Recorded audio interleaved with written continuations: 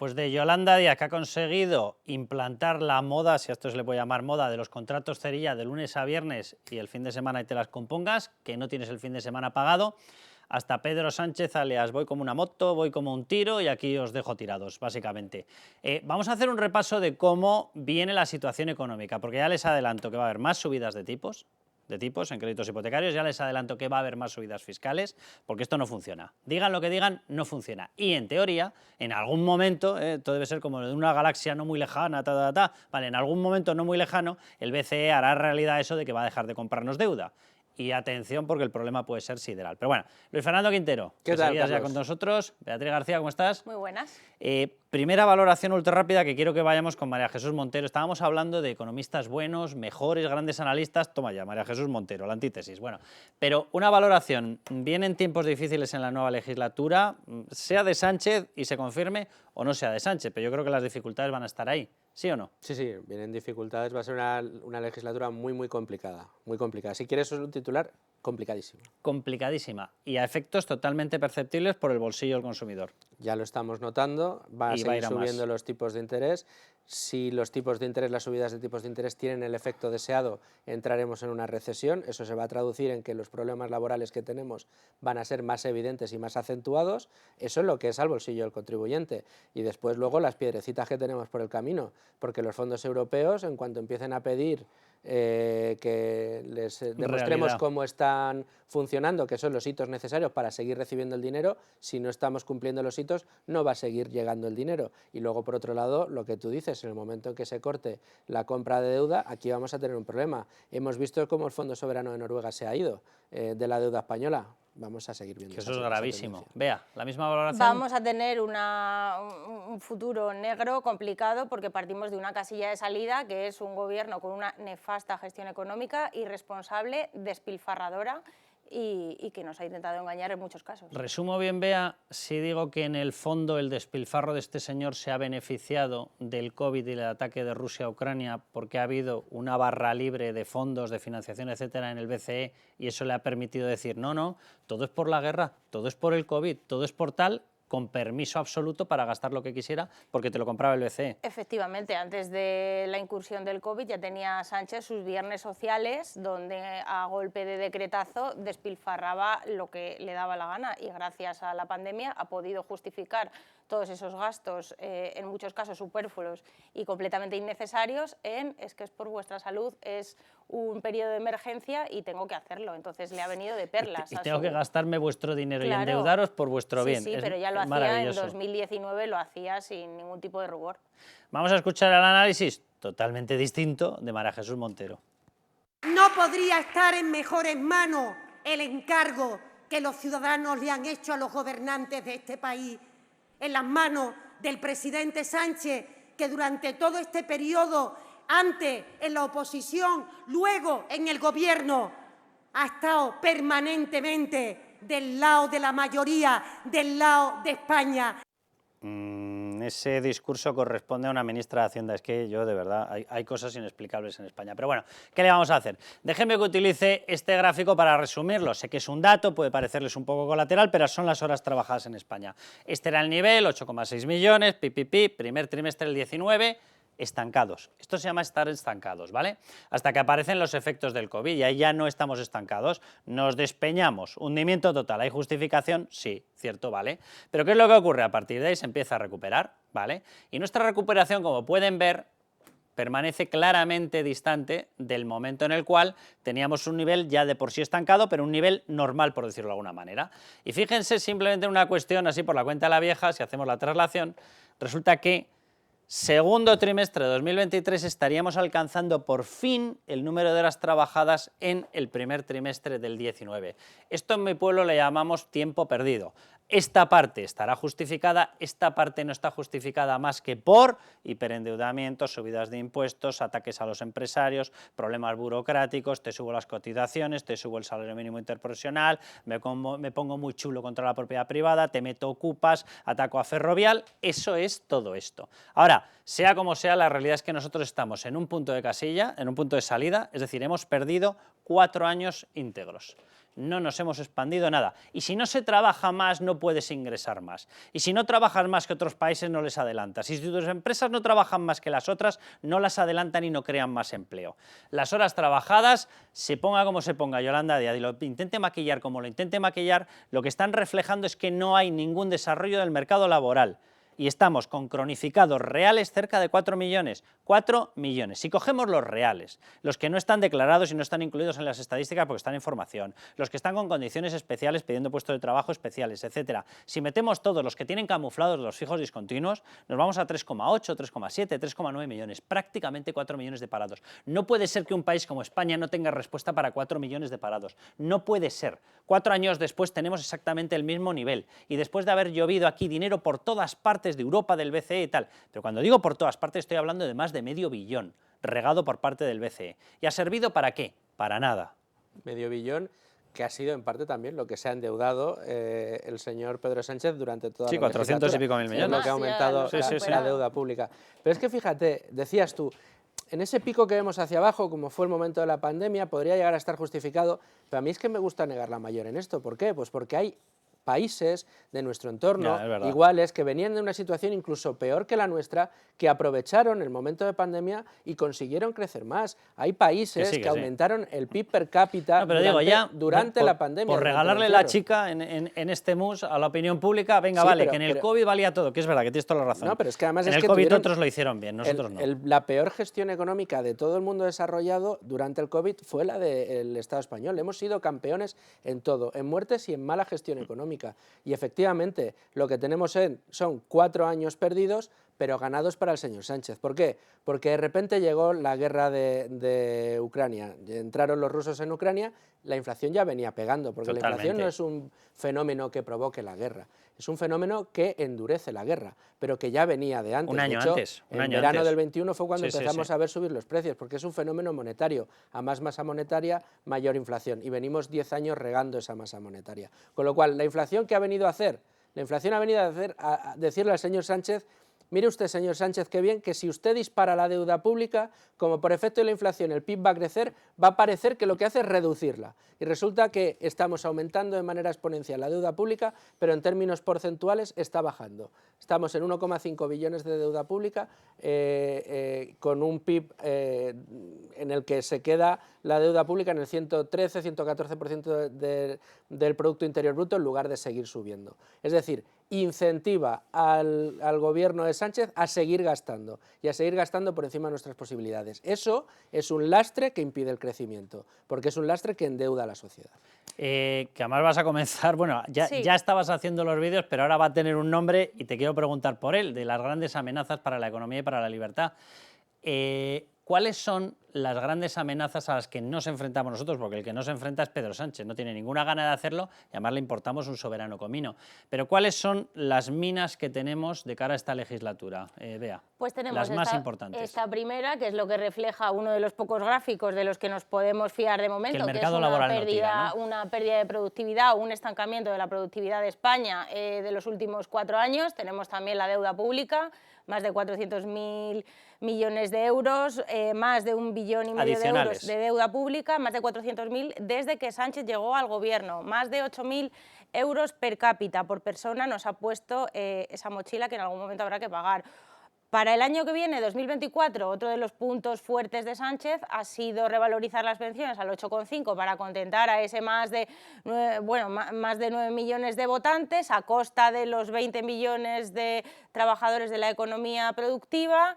Va a ser un problema porque es que la inflación es acumulativa, ya lo venimos diciendo, y las revalorizaciones también son acumulativas. Si este año 2023 nos ha costado 13.600 millones de euros revalorizar las pensiones a ese 8,5, vamos a llegar a 2024 y hay que hacer otra nueva revalorización.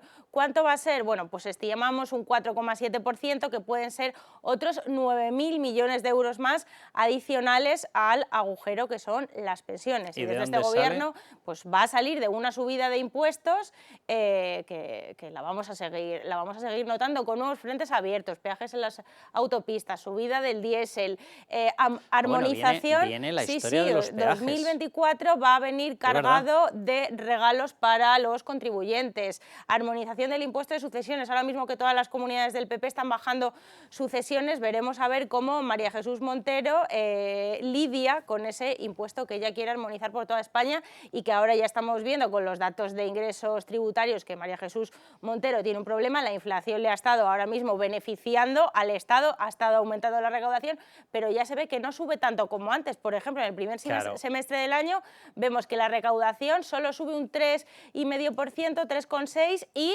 un año antes subía más de un 18%. Claro, es entonces, que esto es un problema cuando importante. pasaba el Sheriff de Nottingham y enganchaba a la gente y lo sacudía, al principio caía más. Claro. En la segunda ronda que se hacía ya caía menos, sí. Básicamente es lo que está ocurriendo. Bueno, vamos a coger un poquito de oxígeno, vamos a irnos a Bancamark, escuchamos buenas noticias y volvemos. Bancamark, nuestra solvencia, su tranquilidad. Patrocina este espacio. Bueno, pues vamos ya con Bancamark, lo saben perfectamente, el banco más solvente de España, esto es importantísimo. Y vamos con Bancamark para conocer las mejores propuestas y los mejores consejos para los ahorradores. Bueno, vamos a hablar esta semana de ahorro con Miguel Aquiso, director general de Marc Vida, la compañía de seguros de vida de Bancamark. Seguimos con unos tipos de interés muy altos. Un escenario como este, gran pregunta, ¿cómo afecta a los seguros de ahorro? ¿Los beneficia o por el contrario los puede perjudicar de algún modo? Hola Carlos, pues claro que afecta. Ahora parece que entramos en una fase en la que se atisba el final de las subidas de tipos por parte de los bancos centrales. Aún así, aunque puedan quedar pocas subidas, lo cierto es que el precio del dinero está muy elevado tanto aquí en Europa como en Estados Unidos. Esto es particularmente relevante para las compañías de seguros de vida porque invertimos principalmente en renta fija. Y además, en nuestro caso, el hecho de que seamos parte del grupo Bancamark hace que la prudencia y la solvencia sean características esenciales para nosotros. Desde Marc Vida seguimos con el compromiso de adaptarnos a los cambios que se vayan produciendo en el mercado y al mismo tiempo trabajamos en mejorar las características de todos nuestros productos. Este es el motivo por el que hemos decidido mejorar los tipos de interés para las contrataciones que se produzcan a partir del mes de septiembre. Miguel, muy clarito. Bueno, yo no sé si nos puedes dar más detalle de esto que nos estás contando y de los distintos tipos de seguros de ahorro que estáis ofreciendo en Bancamark en estos momentos. Sí, enseguida comentamos los detalles, pero antes simplemente quería comentar que efectivamente existen muchos tipos de seguros de ahorro. Desde seguros de ahorro generalistas, en los que el ahorrador lo que busca es proteger su ahorro y obtener una rentabilidad garantizada, serían productos muy similares a las cuentas corrientes o a los depósitos bancarios. También hay seguros de ahorro para los estudios de los hijos y seguros de ahorro para la jubilación. En general, diría que son productos muy adecuados para personas con un perfil conservador. Si tuviera que destacar alguno, actualmente me centraría en dos, el Marc Vida Ahorro Plus y el Marc Vida Estudios. El Marc Vida Ahorro Plus es un seguro de ahorro que ofrece el 2% neto para las nuevas contrataciones. El cliente que lo contrate tendría la rentabilidad garantizada desde el principio. Es cierto que ahora hay depósitos que rondan el 3% de tipo de interés, pero hay que tener en cuenta que el Marc Vida Ahorro Plus es un producto que ofrece total liquidez. Es decir, el ahorrador podría disponer de sus ahorros en cualquier momento. Si combinamos la atractiva rentabilidad con la total liquidez, las ventajas del producto frente a otros, como puedan ser las cuentas corrientes, son muy grandes. Las cuentas corrientes en estos momentos ofrecen remuneraciones que no llegan en absoluto a estos niveles. El otro producto que quería destacar por el momento en el que estamos de vuelta al cole es el Marc Vida Estudios. Se trata de un seguro de ahorro para nuestros hijos. Es similar a las cuentas de ahorro infantiles que existen desde hace mucho tiempo. Pero la ventaja de este producto, además del tipo de interés que actualmente es del 3%, es que en caso de que pase algo a los padres, un fallecimiento o una invalidez, la compañía se haría cargo a partir de ese momento de todas las aportaciones mensuales pendientes. Y por último, Miguel, para los que queremos ahorrar de cara a nuestra jubilación, ¿qué alternativas tenemos? Pues esta es una pregunta especialmente interesante desde que el límite máximo de aportación a los planes de pensiones se redujo a 1.500 euros anuales. Como puede verse en el siguiente cuadro, existen otras alternativas al margen de los planes de pensiones para el ahorro a la jubilación. Tendríamos tres tipos de seguros de ahorro, además de los planes de previsión asegurados o PPAs, que son muy similares a los planes de pensiones, tendríamos también los SIAL y los PIAs. Todos estos productos, para entendernos, son planes de ahorro a largo plazo. La aportación máxima a los SIAL y a los PIAs es de 5.000 y 8.000 euros anuales, respectivamente. Estos productos tienen una atractiva fiscalidad, aunque la aportación que realizamos no nos la deduciremos en la declaración de la renta del año siguiente como en los planes de pensiones, sino que en este caso la ventaja fiscal la obtenemos en el momento de cobro de la prestación. Otra ventaja de estos productos es que tienen una mayor liquidez que los planes de pensiones. Lo que me interesa destacar es que si tenemos en cuenta todos estos productos de ahorro para la jubilación, una persona podría llegar a aportar hasta 14.500 euros al año. Es decir, aunque la aportación a los planes de pensiones se haya reducido a solo 1.500 euros al año, existen muchas otras alternativas. Como hemos visto, existen muchos seguros de ahorro y en el actual entorno de altos tipos de interés puede ser muy buen momento para contratarlos. Bueno, pues muchísimas gracias Bancamar, muchísimas gracias Miguel Aquiso. La próxima semana seguimos con todo este tipo de contenidos y nos volvemos ya en la tertulia con Luis Fernando y con Bea. Bancamark, nuestra solvencia, su tranquilidad. Ha patrocinado este espacio. Bueno, pues muchísimas gracias a Bancamark. Vamos a ver, cuando nosotros decimos efectivamente que van a subir los tipos, va a haber subidas inmediatas. Sí es posible el cálculo que hace de que a lo largo del año efectivamente ya deje de haber esas subidas. Pero quiero que escuchemos a Pedro Sánchez, que él tiene una visión, ultravisión. Seguir modernizando nuestra economía. La de seguir también consolidando los sistemas formativos para que ofrezcan mejores oportunidades y mejores empleos a nuestros ciudadanos y ciudadanas y en particular a nuestros jóvenes. Pues esa es la ultravisión maravillosamente optimista. ¿Os creéis algo? Porque yo, sinceramente, o sea, aquí hay una cosa que es obvia. Además, hacíais antes un paralelismo que yo creo que es clarísimo. Si nos han prestado 500 y pico mil millones de euros del BCE y se nos ha disparado la deuda en 400 y pico mil, significa que tururú corneta, pedazo timo del tocomocho, y evidentemente todo lo que te prestan es porque sale de tu deuda. ¿Por qué? Porque se tiene que mutualizar entre las emisiones de deuda de todos los países. Por lo tanto, es un autorregalo. O sea, yo me lo regalo a mí mismo. Aquí el pequeño problema es yo me lo regalo a mí mismo con cargo a los bolsillos de los contribuyentes.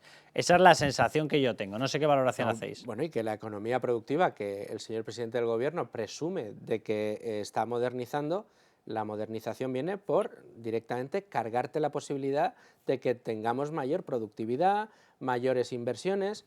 ¿Cuál es la modernización de la economía, señor Sánchez? Que Ferrovial se tenga que ir porque no hay seguridad jurídica. Modernización es que no paguemos ni un solo laudo de todos los que mantiene el Estado español con otros países extranjeros y con empresas extranjeras porque no se paga las renovables y que nos mantiene como el país con mayor inseguridad jurídica de los países desarrollados. Esa es la modernización de la economía. Eso es lo que hace que tengamos un escaparate fantástico. ¿Para qué? Para que el Fondo Soberano de Noruega, el fondo de inversión más grande del mundo, el fondo de inversión más grande del mundo, que tiene bajo gestión la misma cantidad que PIB tiene España, para que nos hagamos una idea, se vaya de la deuda española porque encuentra otra deuda más atractiva. ¿Se ha ido? ¿La ha rebajado? Y con menos riesgo. La ha rebajado, pero está en retirada. ¿No? Está en retirada por una cosa muy sencilla. No es porque nos tengan miedo, es porque la rentabilidad-riesgo de la deuda española ya no la superan otros estados que tienen una deuda con un interés similar o mayor y menos riesgo que la española. Ve, aquí estamos hablando mucho en las negociaciones políticas de Puigdemont, de Esquerra, de Otegi, de lo que piden, referéndum, una amnistía. Hay una cosa de la que ni se habla y yo tengo la sensación de que es porque están todos de acuerdo. Bombardeo a la propiedad privada, subidas de impuestos, subidas del salario mínimo interprofesional, subidas de cotizaciones sociales, más bombardeo a las empresas, más burocracia. Todo eso nos viene ahora. Intervencionismo, sobre todo si empresarial. Se fragua la investidura, claro. Gracia cuando él dice vamos a modernizar el mercado laboral para crear el empleo, pero ¿qué modernización tiene la administración? Si el único sector que funciona bien y a todo trapo y donde no escatiman en gastos en tecnología es Hacienda. O sea, la única forma que tiene Pedro Sánchez de generar empleo, o por lo menos lo que nos ha demostrado en su legislatura, ha sido a través del empleo público. O sea, se han creado más de 400.000 empleos públicos más. Llegó Sánchez, cogió a España con 3,1 millones de funcionarios y la deja con más de 3,5 de funcionarios. Autónomos muchos menos, por supuesto. Hay más funcionarios que autónomos, por ejemplo, y eso es un reflejo de que nuestra radiografía está muy lejos de ser una economía moderna. Todo lo contrario, cualquier atisbo de modernidad y cualquier iniciativa empresarial nueva, lo que hace el gobierno de Pedro Sánchez, Yolanda Díaz con sus normas o Nadia Calviño, es echarlo para atrás porque no les gusta la innovación ni la digitalización ni nada, solo digitalización a costa de fondos europeos. Pero cuando una empresa privada tiene una iniciativa siempre se encuentra con problemas. Bueno, pues Perdona, sí, muy rápido. Rápidamente, y ataca a los sectores productivos. El turismo ataca al turismo, vemos que no les gusta el turismo. Industria, un impuesto especial para las eléctricas. Eléctricas, banca. Ingenierías, que somos de las mejores ingenierías del mundo, hechas a Ferrovial. El campo estás apoyando todas las políticas de la Unión Europea que hace que no compitamos en igualdad de condiciones con los demás. Sector residencial, construcción, bombardeo por te todas lo cargas. partes. Los fondos de inversión inmobiliaria te lo cargas porque les has quitado el derecho de propiedad. Y por último los bancos, claro, como son tan malos, pues vamos a ponerles encima un impuesto para que encima compitan peor con el resto de... Entonces, todos los sectores productivos han ido atacándolos uno a uno. Así que, ¿qué modernización de la economía vamos a tener? Han atacado el mayor sector productivo, que es directamente el empleo. Cuando subes el IRPF y subes las cotizaciones, estás atacando el gran sector productivo, que son las manitas, que es la capacidad de trabajo. No olvidemos los nuevos sectores, estilo reparto de comida a domicilio, totalmente. Alternativas al taxi y demás, que son demonizadas constantemente. Pues nada, que un gran panorama, ¿eh? Se nos queda para la próxima legislatura. Interesante. Si gana Sánchez y acaba siendo investido, pues peor que peor. Si ganan los otros, el panorama va a seguir ahí, lo tendrán que arreglar, pero vamos, que el follón en el que nos han metido es fino. Bueno, lo tenemos que dejar aquí. Muchísimas gracias, Luisfer, muchísimas gracias, Bea. Síganos en este programa y en todos los programas, videoblogs, etcétera, que tenemos a todos ya metidos. Bea, por supuesto, Luisfer también, hay por todas partes, en YouTube, en Libertad Digital. Bueno, les dejamos, ya saben, a seguirnos y a levantar España.